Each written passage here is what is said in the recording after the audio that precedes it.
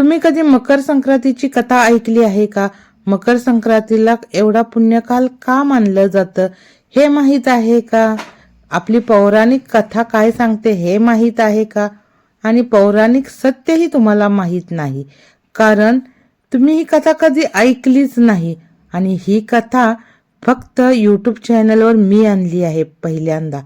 माणूस मेल्यानंतर त्याच्या आत्म्याचं पुढे काय होतं? तो मुक्त होतो का, की एखाद्या अदृश्य वेदनेत अडकून पडतो? भारतीय पौराणिक ग्रंथ सांगतात मोक्ष सहज मिळत नाही. त्यासाठी पवित्र कर्म, श्रद्धा आणि कधीकधी एका पिढीने दुसऱ्या पिढीसाठी केलेला अत्यंत कठोर त्याग लागतो.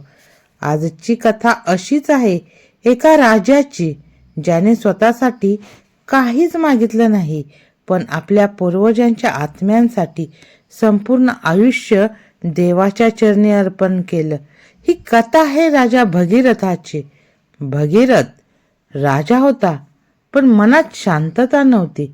राजवाडा होता, वैभव होते, नोकर चाकर होते, झोपायला मऊ पलंग होता, पाहिजे ते मागायला नोकर समोर उभे राहत होते, पण रात्री त्याला झोपच येत नव्हते. कारण त्याला माहीत होतं त्याच्या वंशावर एक भयानक छाया आहे. त्याचे पूर्वज हजारो वर्षापूर्वी मृत्यू पावलेले, पण ते आजही भटकतायत. त्यांना मुक्ती मिळालेली नाही, त्यांना मोक्ष मिळालेला नाही. वाल्मिकी रामायण आणि भागवत पुराणात उल्लेख येतो की अंत्यसंस्कार आणि पिंडदानाशिवाय आत्म्यांना मोक्ष मिळत नाही. आणि इथेच ही कथा पाक पाठीमागे जाते. काकू वंशातील पराक्रमी राजा सगर अनेक युद्ध जिंकलेला अजय राजा होता. त्याला कोणीही हरवू शकत नव्हता. इतका महापराक्रमी, महाबलाढ्य राजा सगर होता. संपूर्ण भूमीवर अधिराज्य गाजवलेला राजा होता. पण यशाबरोबर अभिमानही वाढतो आणि अभिमानातूनच विनाशाची बीज पेरली जातात. राजा सगरने ठरवलं आपल्या सामर्थ्याची अंतिम मोहोर उमटवायची. त्यासाठी त्यांनी अश्वमेध यज्ञ आरंभला. देवराज इंद्र राजा सगरच्या यशाने अस्वस्थ झाले. तुम्हाला तर माहीतच आहे देवराज इंद्राचा स्वभाव. देवराज इंद्र स्वतःही कुठल्या कामात दक्ष नसायचे, परंतु दुसरं कोणी आपल्या वरचढ होते असं दिसलं की त्याचं पॉलिटिक्स चालू व्हायचं. मग देवराज इंद्रांना राजा सगरचं यश काही बघवेना. खूप अस्वस्थ झाले. त्यांना लगेच भीती वाटायला लागली की आपलं इंद्रपद हा काढून घेतो की काय, स्वर्गावर तो चढाई करतो की काय. आणि देवराज इंद्राचा स्वभाव कसा होता की दुसऱ्याला वर जाता कामा नये. दुसरं वर जायला निघालं की त्याला खाली ओढायचं, बाकी सगळ्या देवतांमध्ये त्याची बदनामी करायची. हे सगळं काम देवराज इंद्र आपली खुर्ची वाचवण्यासाठी, देवांचा राजा इंद्र हे पद टिकवण्यासाठी करत असता. पुराणामध्ये स्पष्टपणे सांगितलेलं आहे, जेव्हा माणूस देवासारखा होऊ लागतो तेव्हा देवही सावध होतात. याची कितीतरी उदाहरणं आपण बघितली आहेत. बलिराजा देखील किती स्वभावाने चांगला होता, प्रचंड उदार होता की देवांनाही तेवढं जमलं नाही. मग सगळ्या देवांनी मिळून विष्णूकडे जाऊन त्याचा कट काढलाच ना. त्याप्रमाणेच इंद्राने देखील यज्ञाचा घोडा गुपचूपपणे पळवून न्यायला. आणि नियतीने घडवलेला पुढचा प्रसंग अत्यंत भयावह होता.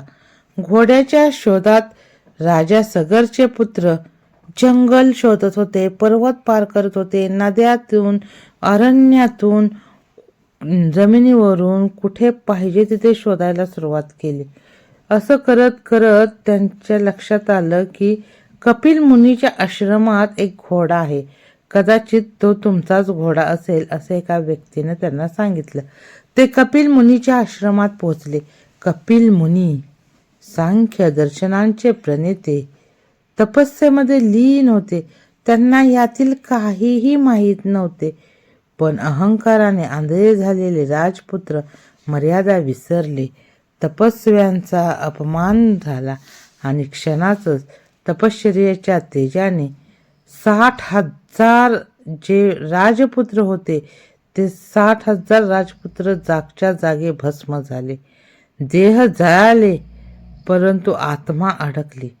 महाभारताच्या वनपर्वात सांगितलं आहे, गंगेच्या जलाशिवाय त्या आत्म्यांना मुक्ती मिळणार नव्हती.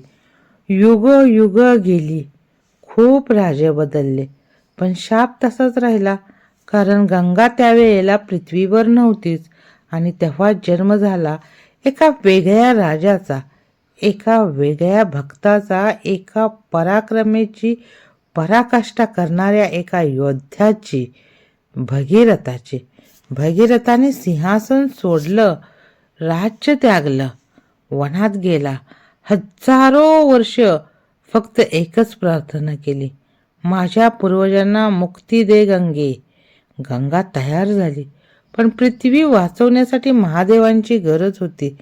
शिवाने गंगेला जटांमध्ये सामावलं, वेग शांत केला आणि मग मकर संक्रांतीच्या दिवशी गंगेचा प्रवाह पृथ्वीवर उतरला.